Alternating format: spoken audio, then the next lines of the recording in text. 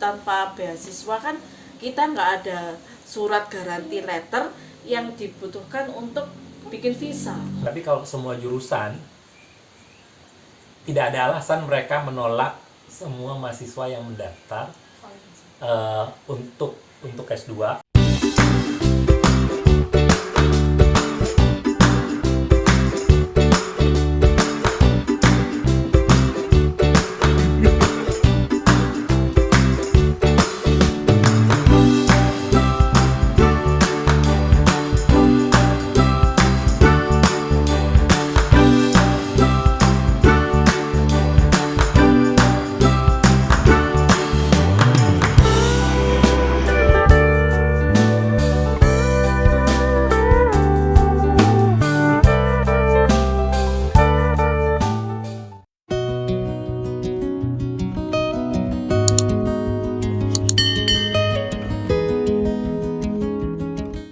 Halo Rek, Assalamualaikum. Ketemu lagi sama Rinda di channel Arek Surabaya nang Belgia. Hari ini aku lagi episode tanya-tanya lagi untuk alumni-alumni yang kuliah di Eropa ini. Maaf ya, Lea ini sponsor ini. Nah, ini spesial karena aku bakalan tanya-tanya ke alumni master degree di Belgia tentang cara-cara self funding. Mungkin kalian banyak yang bertanya-tanya gimana sih cara kuliah di Belgia yang tanpa mengandalkan beasiswa. Secara sekarang persaingan beasiswa ketat dan peluang untuk self funding juga terbuka lebar. Dan tentunya aku nggak sendiri, hari ini aku bersama Mas Arfa Durrahman. Halo. Mas Arfa baru lulus ya Mas ya? Ya, wisuda 4 minggu yang lalu. Oke, kalau boleh tahu, belum udah tanya-tanya aja, tanya kabarnya dulu. Udah kabarnya gimana Mas? Baik. Sehat? Alhamdulillah. Di musim-musim pandemi corona gini Belgia aman ya Mas ya? Aman. Ya. Aman. Semoga segera berlalu ya Rek ya. Udah lama kita terkurung dengan mbak-mbak koronce itu. Koronce. Oke, nah Mas Arfah, keliru Mas Arman nanti. Mas Arfah ini lulusnya dari 3 universitas di Belgia. Keren banget kan? Coba di Indonesia untuk double degree kayak gitu pasti kuliahnya gila-gilaan. Kalau di sini ada programnya. Nah, kita bisa tanya-tanya langsung pada yang sudah lulus, yang sudah menjalani. Mau dari awalnya dulu, Mas. Bisa memutuskan ambil master degree di Belgia kenapa, Mas? Saya koreksi dulu ya Mbak. Sebenarnya bukan double degree, single degree aja. Tapi memang programnya dari 3 universitas. Oke. Jadi degree-nya cuma 1. Akan diberikan sama universitas yang berperan sebagai koordinator. Jadi 3 universitas itu ada yang ketuanya, betul? Ya, betul. Jadi ada yang dari 3 universitas, ada yang berperan sebagai koordinator. Dia yang akan mengeluarkan ijazah, tapi memuat logo dari 3 universitas sama tanda tangan dari rektor dari 3 universitas. Oke, dan semuanya itu masih dalam satu Belgia, satu provinsi, atau ada yang juga keluar negeri kan? Dengar-dengar kalau ada yang program Erasmus ya, itu ada yang sampai beda negara ya. Nah, kalau yang programnya Mas Arfa ini sejenis itu atau berbeda? Masih dalam satu Flanders. Flanders itu provinsi ya, Rek ya? Provinsi, kawasan? Bukan. Flanders itu pemerintah, salah satu pemerintah berbasis komunitas. Jadi di Belgia ada pemerintah yang berbasis komunitas. Dan itu ada 3, ada yang pemerintah berbasis berbahasa Belanda, Flanders. Ada yang juga bahasa Prancis itu Wallonia. Satu lagi yang berbahasa Jerman, saya lupa namanya apa. Oh beneran ada yang berbahasa Jerman meskipun sangat sedikit ya? Iya. Gitu, Nah, ternyata. Pemerintah ini bertanggung jawab atas pendidikan, maka mereka memberikan dana ke universitas koordinator, baru kemudian menjalankan program itu. Nanti kita cerita lebih. Kalau boleh tahu lanjut. jurusan apa Mas yang didalami waktu master degree di sini? Jurusannya Marine and Lacustrines, Science and Management, tapi kita biasa singkatnya karena kepanjangan biasa kita sebutnya Ocean and Lakes. Oke, kalau di Indonesia nih, maksudnya nih belajar apa? Kadang kan kita ribet ya. Nah ini yang kan sering kita ada banyak nama-nama jurusan yang nggak umum ya di Indonesia, betul, tapi betul. di sini dipelajari dengan sebegitu detailnya. Nah, maksudnya di jurusan Mas Arfa ini belajar tentang apa aja nih? Budayanya kah atau sesuatu apanya kah? Sainsnya dan manajemennya. Jadi teman-teman yang dulu kuliahnya perikanan bisa belajar manajemen perikanan di jurusan ini. Yang dulu belajar ilmu kelautan waktu S1 di sini belajar juga. Kalau dulu S1-nya belajar geologi umum, di sini bisa belajar geologi kelautan. Jadi konsentrasinya hal-hal yang berkaitan dengan laut dan sungai dan danau atau inland water. Jadi semua hal yang berkaitan dengan kelautan dan inland water. Nah, baik itu geologinya, baik itu geologinya, baik itu juga manajemen lingkungannya. Nah, di jurusan ini pun nanti kita harus memilih mau fokus yang mana. Ada 4 major di jurusan ini. Oh, masih dibagi lagi Betul. pengkhususannya. Betul. Berarti itu bisa berbagai macam bidang ya. Iya. Memang backgroundnya Mas Arfa bachelornya di bidang apa? Saya lulusannya teknik lingkungan, lalu kemudian saya pilih fokus major ketiga namanya environmental impact and remediation. Nah, di sana saya belajar soal nature based solution. Jadi bagaimana kita mengatasi banjir lewat penanganan nature. Misalnya alih-alih bikin dike, bikin tanggul, kita kemudian merancang dataran banjir. Tapi saya juga belajar soal fisiologi hewan dan tumbuhan di major saya. Wow. Nah, kalau ada teman-teman yang dulu S1-nya geologi bisa ambil di major 4. Fokus belajar ke geologi danau sama laut. Atau teman-teman yang jurusannya perikanan atau manajemen perikanan ambil di major 2, itu fokus untuk manajemen perikanan. Atau yang benar-benar dulu S1-nya ilmu kelautan atau dia S1-nya biologi lalu mau fokus ke biologi kelautan, nah, itu ngambilnya di major 1. Jadi ada 4 major. Nah, menarik banget kan jurusannya dari Mas Arfa tadi dia sebutin, sangat spesifik dan mencakup hal-hal yang memang dibutuhkan untuk di Indonesia, terutama yang pengelolaan resiko banjir dan segala macam yang fokus dipelajari Mas Arfa. Tapi untuk hari ini kita mau belajar tentang self fundingnya dulu. Nanti kalau kalian masih penasaran dengan detail research dan penjelasan tentang apa ya jurusan ini, kalau kalian udah tertarik tulis di kolom komentar, kita bakal buat seri vlog berikutnya. Balik lagi ke self funding. Pertama kali bisa tahu info ada program self funding ini seperti apa, Mas? Dari website kah? Dari teman, kenalan, ada orang dalam. Nah, kalau Indonesia pasti orang dalam tuh sesuatu. Jadi sebelum kesini saya kan sebenarnya berniat untuk menemani istri saya yang kuliah.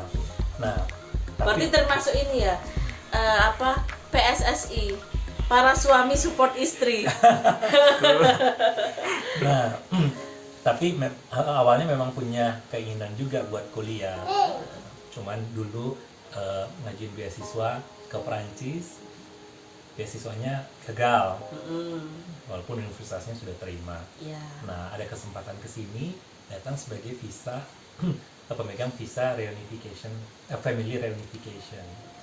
Nah, menjadi mahasiswanya kemudian belakangan. Setelah sudah sampai di sini. Nah, ada 2 jurusan waktu itu. Karena saya dulunya teknik lingkungan, environmental engineering, dan saya nggak mau program yang Erasmus yang harus pindah negara karena di sini ada istri ya, harus disupport ya, harus sama keluarga. Nah, saya bandingkan kalau jurusan satunya itu ada water management, water resources engineering, itu di KU Leuven sama di Brussels, di Leuven sama Brussels. Nah, sementara jurusan satunya lagi Ocean and Lakes itu kerjasama antara Leuven, Brussels sama Ghent. Nah, kita kan tinggal di Ghent. Jadi, Antwerp, Brussels, sama Gent.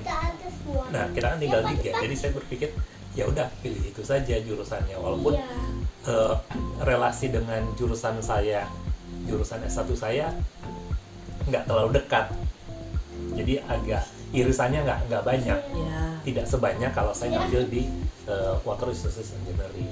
Nah, lalu kemudian saya pilihlah jurusan itu. Oke. Nah, tahu infonya ada peluang bisa daftar jurusan itu dengan skema self funding dari mana? Saya pikir semua jurusan di Belgia kita bisa masuk dengan self funding ya. Cukup buka internet gitu. Websitenya ya. Cukup buka website universitas, dia kemudian akan infokan semua jurusan, mekanisme pembiayaannya sama seperti di Indonesia. Kita bisa dengan beasiswa, kita bisa dengan biaya sendiri gitu. Nah, tapi ada memang jurusan-jurusan yang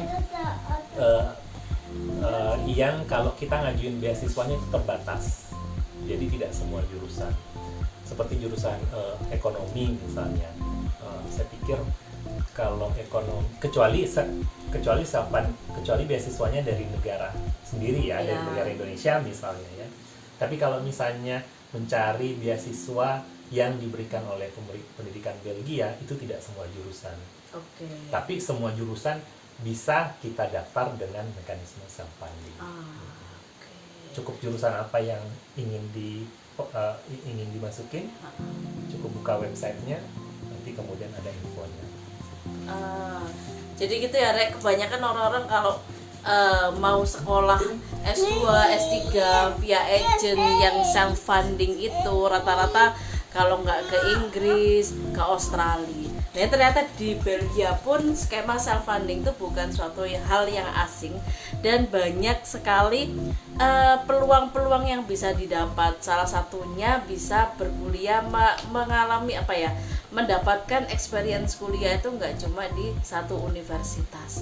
Nah, ini ada 3 universitas. Mungkin Mas Alfa bisa ceritakan nih sama teman-teman yang nonton ini step-stepnya. Anggaplah aku ada yang mau daftar nih master degree, jadi tinggal buka websitenya, kemudian ke mananya nih. Nah, teman-teman, kalau misalnya katakanlah tertarik dengan jurusan saya waktu itu Ocean and Lakes, teman-teman tinggal buka universitasnya. Ocean and Lakes ini diselenggarakan oleh 3 universitas. Koordinatornya VUB, Vrije Universiteit Brussels, lalu ada Universiteit Gent, sama Universiteit Antwerp. Jadi buka website dari salah satu 3 universitas ini, lalu kemudian cari halaman Ocean and Lakes atau Marine and Lacustrine Science and Management, baru penuhin dulu semua syarat dokumennya. Nah, ada application form online. Betul. Tidak online, Mbak. Jadi ada semua. Ya, mungkin ada online ya, saya lupa. Tapi waktu itu tinggal cukup kumpulkan semua dokumennya.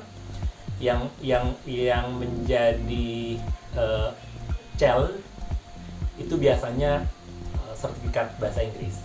Entah itu IELTS, entah itu TOEFL. Minta berapa, Mas? Saya lupa. IELTS, kalau TOEFL saya lupa. Kalau IELTS 6,5. Tinggi ternyata. Lah aku PhD cuma 6, Rek. Beda-beda ternyata setiap jurusan dan program sepertinya. Iya, beda-beda. Jadi kumpulkan dulu itu, lalu kemudian seingat saya karena Ocean and Lakes ini punya website sendiri, kita kirim, kalau saya nggak salah ingat ya, saya kirim semua dokumennya ke email koordinator program. Kalau saya nggak salah ingat. Lalu kemudian dia akan putuskan termasuk motivation letter, ya dokumen-dokumen semacam itu. Lalu kemudian umumnya mereka pasti terima.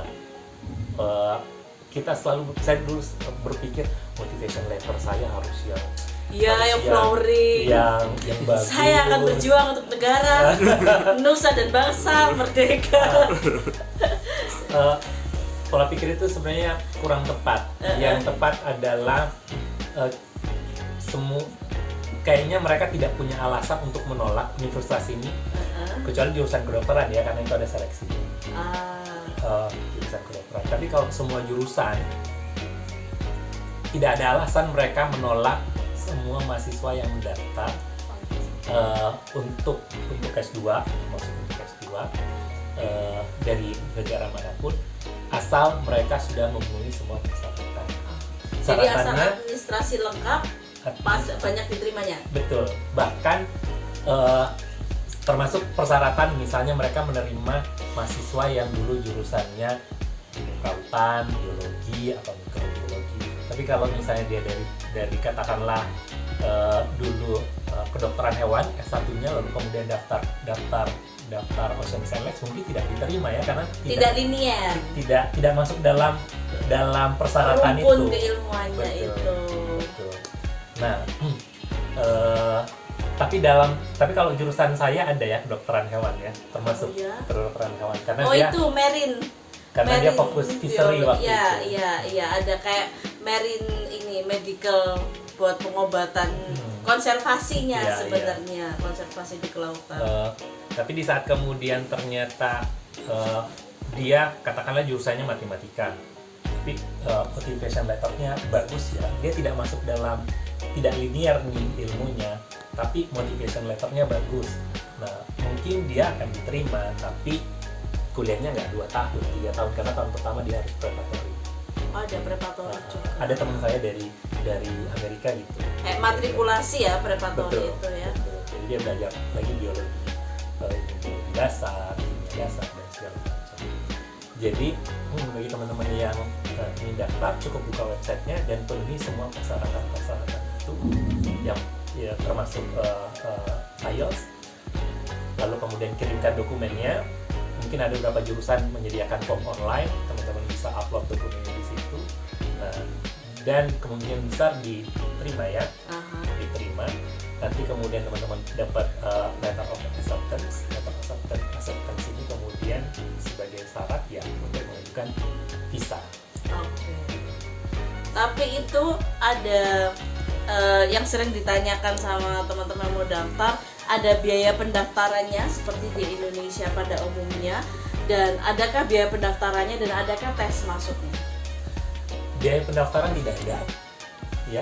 Free ya, total free semua. Ya, jadi teman-teman biaya yang dikeluarkan hanya biaya di saat teman-teman mau mengumpulkan dokumen-dokumen yang diperlukan, termasuk dokumen IELTS kan, teman-teman mengeluarkan biaya untuk daftar tes misalnya, atau nanti teman-teman dokumen apa, nanti kalau bisa ngurus visa kan keluar uang, tapi yang berhubungan langsung dengan universitas teman-teman nggak bayar.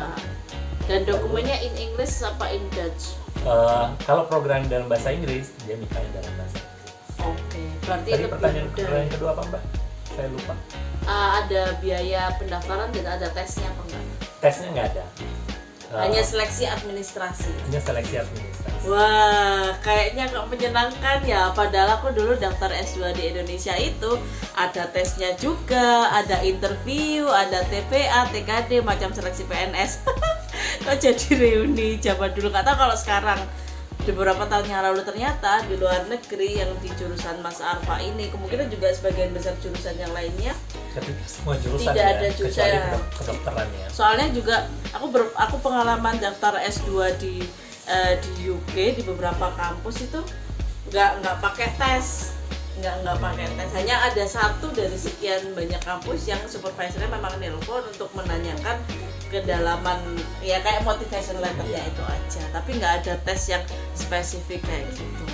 Pertanyaan terakhir sekarang Mas, tentang biaya untuk bisa masuk dan diterima di situ, haruskah kita deposit dana kita ke universitas ataukah kita bisa langsung masuk aja tanpa deposit? Soalnya kan kalau tanpa beasiswa kan kita nggak ada surat garansi letter yang dibutuhkan untuk bikin visa.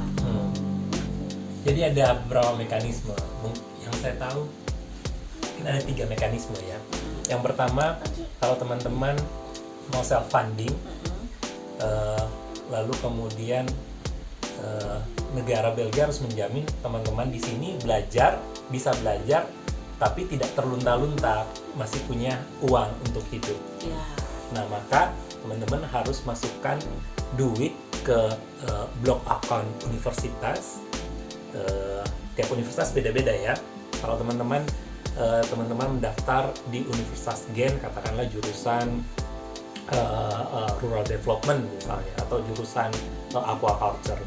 Nah, Universitas Gent itu menetapkan kalau single minimal katakanlah 700 euro. Nah, maka teman-teman harus masukkan uang ke rekening Universitas Gent itu 700 euro kali 12 bulan. Nah, itu jumlah yang harus teman-teman masukkan untuk mendapatkan visa. Salah satu Itu mekanisme pertama ya. Itu mekanisme pertama. Yang kedua, kalau teman-teman punya relasi atau punya keluarga yang sudah tinggal di Gent. Nah, maka relasi dan keluarga ini bisa mengeluarkan surat jaminan. Oh. Nah, surat jaminan bahwa dia hidupnya tidak akan terlantar di Belgia. Nah, tapi surat penjamin ini harus menunjukkan slip gaji dia hidup di Belgia ya, kerja di Belgia. Lalu pemerintah Belgia kemudian bisa menilai apakah penjamin ini layak menjadi penjamin untuk calon mahasiswa ini. Nah, yang ketiga, kalau teman-teman punya orang tua yang penghasilannya lumayan, nah teman-teman nggak perlu cari penjamin yang hidup di Belgia, cukup orang tua di Indonesia saja yang sebagai penjamin. Jadi orang tua menunjukkan slip gaji orang tua, penghasilan orang tua setiap bulan, dan yang seperti itu, kemudian teman-teman pemerintah Belgia kemudian tahu bahwa anak ini punya orang tua yang penghasilannya cukup, dan orang tua ini bisa menjamin hidup anaknya selama studi. Itu pun aku juga baru tahu, Rek. Jadi ternyata ada 3 mekanisme. Setahu kalau self funding itu ya deposit itu. Ternyata ada 3 mekanisme ya di sini ya. Wow, gimana? Tertarik dengan datang ke sini buat studi master pakai beasiswa kasih ayah ibu foundation? Dan yang menarik kemarin karena saya ikut konversasi TAFOS, itu pertemuan di mana orang-orang migran atau student itu bisa belajar bahasa Belanda ya di satu tempat. Nanti kita bisa bikin vlognya terkait dengan itu. Wah, cocok. Kalau pengen belajar bahasa Belanda. Nah, di sana saya baru tahu setelah lockdown kemarin ini banyak tempat membutuhkan tenaga kerja student. Jadi mereka butuh job student itu lagi penuh. Karena kemarin selama corona kemarin itu kan student kurang, lalu kemudian ekonomi juga berjalan lambat. Nah, sekarang sudah dibuka, mulai bergeliat. Nah, tapi student juga mulai berdatangan, dan pekerjaan juga lagi banyak-banyaknya. Jadi teman-teman kalau misalnya datang dengan itu dia ayah dan bunda foundation ya. Nah, tapi itu hanya syarat buat mengajukan visa, tapi cita-citanya pengennya nyampe di sini mau biaya sendiri. Saya nggak mau dibiayai sama orang tua saya misalnya. Bisa ya? Bisa. Nah, teman-teman kemudian dengan visa student bisa kerja maksimum 20 jam per minggu. Okay. Nah, tiap jam teman-teman bisa dapat 10 sampai 13 euro. Wow. Nah, teman-teman jadi bisa bayangin kalau misalnya 20 jam kerja Sabtu Minggu katakanlah ya, atau Jumat Sabtu Minggu kerja, entah itu di hotel, restoran atau kafe, entah itu di pabrik ya, kerjain packaging, scanning, nah, loading. Nah, teman-teman kemudian bisa dapat sekian euro, mungkin kalau katakanlah 10 euro per jam, 20 jam benar-benar dipakai dalam satu minggu, jadi teman-teman bisa dapat 200 euro per minggu. 4 minggu kerja seperti itu terus, jadi bisa dapat 800 euro per bulan. Okay. Dan itu lumayan ya. Dan biaya kuliah Kalau jurusan seperti saya itu nggak sampai 1.000 per tahun. Per tahun loh ya. Per tahun nggak sampai 1.000 euro, bukan per semester. Di sini biaya per tahun dan jauh lebih murah. Jadi Kemudian kerja sebulan udah bisa bayar uang kuliah setahun ya. iya, kalian mungkin sudah harus nonton vlogku yang gaji student job part time kalau di Belgia. Nah itu aku udah rinci gajinya, perhitungannya seperti apa. Bener-bener enak, meskipun student tetap bisa berpenghasilan di sini, tetap bisa bekerja di sini.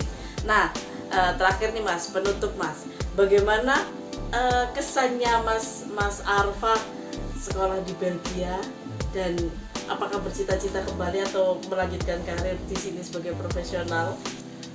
Rasanya kuliah di sini kalau dari segi biaya lebih menyenangkan dibandingkan Belanda ya. Dari segi biaya loh ya. Segi biaya memang benar menyenangkan. Lebih menyenangkan dari segi biaya, lalu kemudian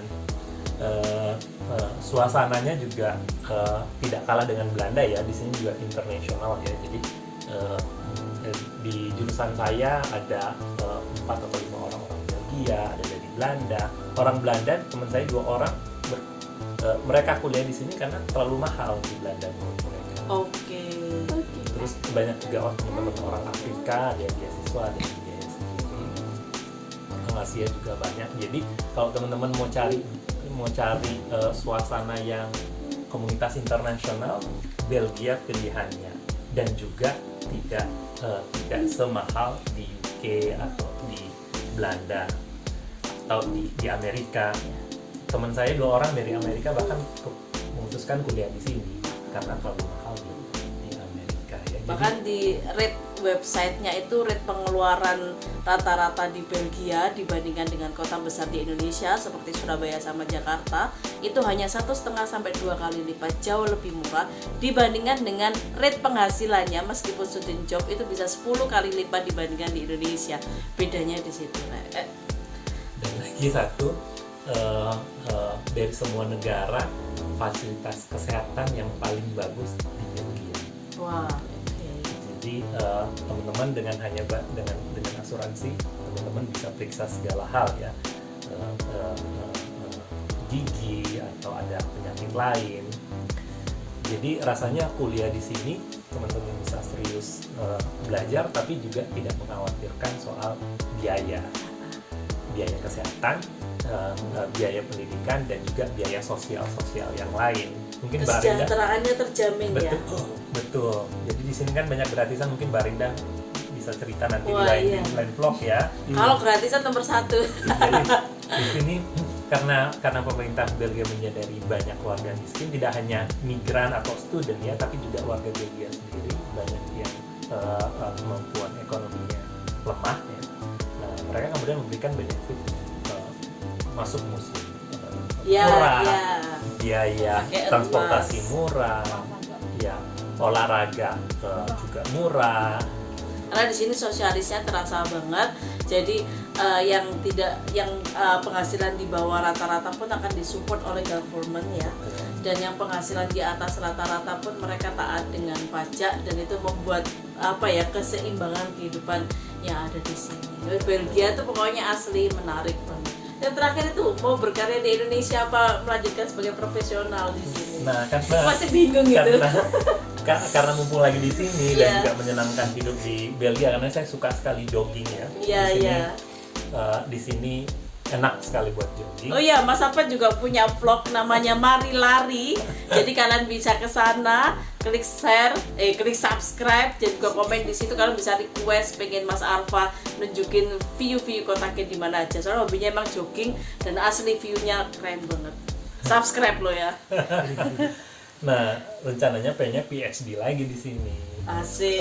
Studi lagi di sini. Ya, mumpung di Belgia diperdalam lagi ya, Mas ya. Diperdalam joggingnya maksudnya.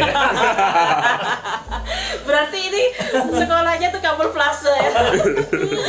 itu judulnya aja ya. Iya. Soalnya kalau kembali ke Indonesia ya itu susah ya jogging.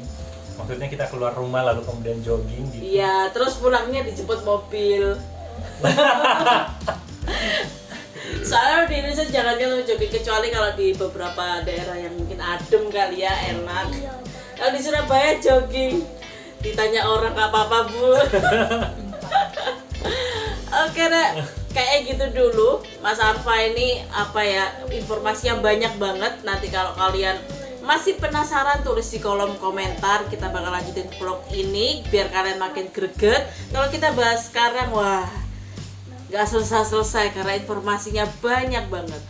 Oke, kayaknya dari Rinda cukup sekian vlog kali ini. Semoga bermanfaat, semoga juga menghibur. Kurang lebihnya sepurane sing akeh. Dari Rinda cukup sekian, dan juga dari Mas Arfa. Ya, Terima kasih sama-sama. sudah mau berbagi di channel Arek Surabaya nang Belgia. Aku juga seneng banget lihat apa Mari Lari vlognya. Coba waktu aku dulu di Indonesia pasti aku rajin deh, karena pasti pengen banget Belgia itu kayak apa sih. Dan view-view Belgia kalian bisa temukan di vlognya Mari Lari by Mas Arfa.